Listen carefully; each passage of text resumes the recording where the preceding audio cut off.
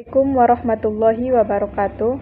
Perkenalkan, nama saya Laila Saadah, NIM 18205028. Di sini saya akan menjawab beberapa soal dari pembelajaran PPKN di MISD.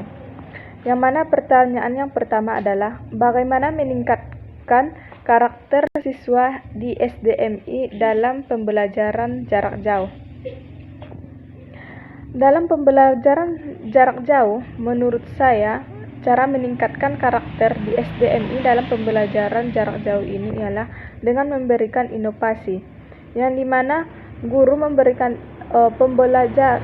model pembelajaran yang terinovasikan, sehingga peserta didik atau siswa dapat belajar dengan efektif walaupun pembelajarannya dengan jarak jauh. Dan yang kedua ialah peran orang tua, di mana di masa pandemi ini peran orang tua sangatlah penting bagi peserta didik. Hal ini diumpamakan sebagai mana supaya meningkatnya karakter siswa, orang tua diumpamakan sebagai aplikasi dan rumah sebagai sekolah bagi siswa. Dalam hal ini tentu akan meningkatkan karakter siswa dalam pembelajaran jarak jauh. Nah, yang ketiga ialah pembiasaan. Di mana pembiasaan ini ialah jika sudah terjadi. Soal yang kedua adalah model pembelajaran apa yang cocok dilakukan atau diterapkan dalam pembelajaran PPKN di SDMI kelas rendah dan kelas tinggi.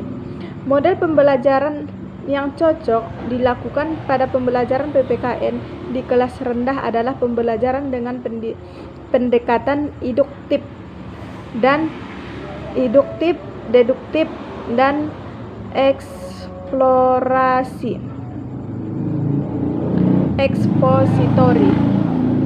Kita akan membahas satu persatu, yaitu model pembelajaran dengan pendekatan induktif. Sistem induktif yang disebut juga sebagai dogmatif, artinya langsung mempercayai begitu saja tanpa berpikir rasional. Pembelajaran ini dapat dikombinasikan dengan yang lainnya, disesuaikan dengan materi yang akan disampaikan. Tujuan dan kondisi siswa. Model pendekatan deduktif merupakan pendekatan yang mengutamakan penalaran dari bentuk umum ke bentuk khusus. Dan model pendekatan ekspositori merupakan suatu pendekatan yang menekankan pada interaksi guru dengan siswa, sehingga guru jauh lebih aktif daripada siswa.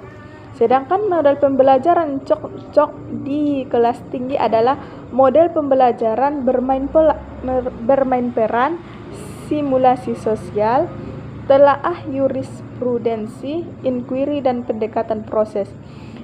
Di mana model pembelajaran ini sangat berbeda dengan model pembelajaran di tingkat rendah dan tingkat tinggi, di mana perkembangan dalam bentuk usia mungkin sangat berbeda dari kelas 6 dan kelas tingginya, dan pola pikir anak tersebut atau siswa tersebut di kelas tinggi mungkin sudah lebih dapat menalar atau berpola pikir kritis, sehingga cocok digunakan dalam model pembelajaran, yaitu bermain peran, simulasi sosial, dan yang telah saya sebutkan tadi. Pertanyaan yang ketiga, bagaimana tantangan dalam pembelajaran PPKN di masa pandemi COVID-19? Menurut saya, tantangan pembelajaran PPKN pada pandemi COVID-19 yaitu sulit mengaplikasikan materi pembelajaran, karena pembelajaran yang dilakukan berbasis jarak jauh. Hal ini menjadikan peserta didik tidak dapat mengembangkan keterampilan pengetahuannya, karena tidak ada bimbingan dan arahan dari pendidik maupun terkadang orang tua juga tidak ikut dalam berperan di pembelajaran jarak jauh ini. Keterampilan pengetahuan karena tidak ada bimbingan dan arahan dari pendidik. Adapun arahan dan petunjuk dari pendidik bukan karena tidak membimbing, melainkan banyak kendala yang dihadapi dalam pandemi ini. Selanjutnya adalah coba sebutkan 30 media pembelajaran yang dapat digunakan dalam pembelajaran PPKN di SDMI. Banyak sekali media yang bisa dilakukan dalam pembelajaran pendidikan MISD. Yang pertama adalah, mari kita sebutkan 1 sampai 30. Yang pertama adalah media gambar, media peta dan Google, media grafik, media papan tulis, media relia dan poster, media papan panel, media display, media audio visual, serbaneka, media gambar fotografi, media digital, media dadu, media flashcard, media stiker, media explosion box, media jemburan gembira, media mystery box, media royalty, media miniatur, media roda berputar, media Fantikers book, media papan tempel, media kartu bergambar, media kincir pintar, media papan diagram, media kartu siswa cerdas atau KSC, media bilik hidup rukun, media monopoli pintar, dan lain sebagainya.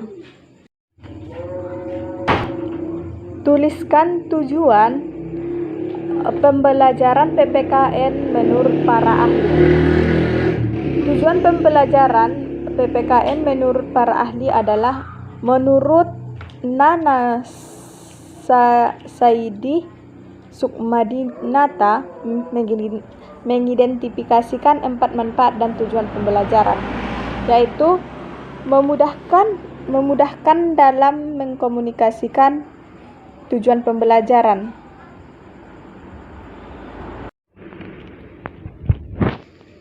Tujuan pembelajaran menurut para ahli ada 5. Yang pertama, menurut Nana Saidi Sukmadinata, mengidentifikasikan 4 manfaat dan tujuan pembelajaran, yaitu memudahkan dalam mengkomunikasikan maksud kegiatan belajar mengajar kepada siswa, sehingga siswa dapat melakukan perbuatan belajarnya secara lebih mandiri. Yang kedua, memudahkan guru memilih dan menyusun bahan ajar. Yang ketiga, membantu memudahkan guru menentukan kegiatan belajar dan media pembelajaran. Dan keempat, memudahkan guru mengadakan penilaian. Sedangkan menurut B. Suryo Suproto menegaskan bahwa tujuan pembelajaran adalah rumusan secara terperinci apa saja yang harus dikuasai oleh siswa sesudah ia melewati kegiatan pembelajaran yang bersangkutan dengan berhasil. Dan yang ketiga, menurut merujuk pada tulisan Hamzah B. Uno, berikut dikemukakan beberapa pengertian adalah mengemukakan bahwa tujuan pembelajaran adalah perilaku yang hendak dicapai atau yang dapat dikerjakan oleh siswa pada kondisi dan tingkat kompetensi tertentu.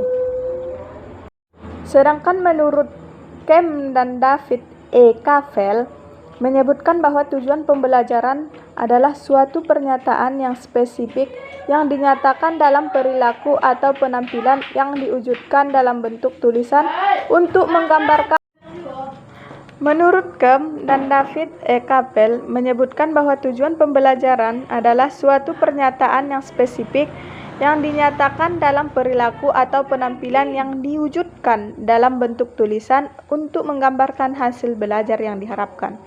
Nah, dan yang terakhir menurut Henry Ellington bahwa tujuan pembelajaran adalah pernyataan yang diharapkan dapat dicapai sebagai hasil belajar. Dan pertanyaan yang keenam adalah, tuliskan aktualisasi Pancasila dalam kehidupan sehari-hari sebanyak 5 persila. Yang pertama, aktualisasi sila pertama Pancasila, yaitu